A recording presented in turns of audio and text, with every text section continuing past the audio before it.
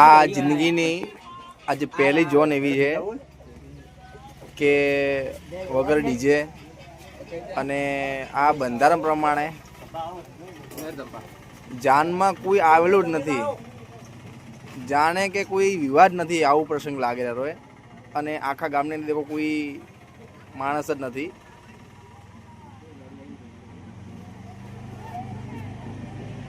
તમે બધા જોઈ શકો છો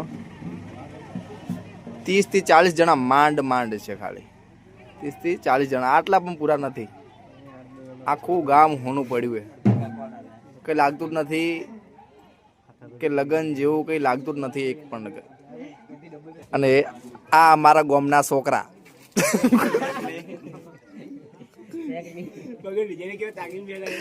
આ વગર ડીજે તાકી બેઠા હે. આ અમારા ગામના છોકરા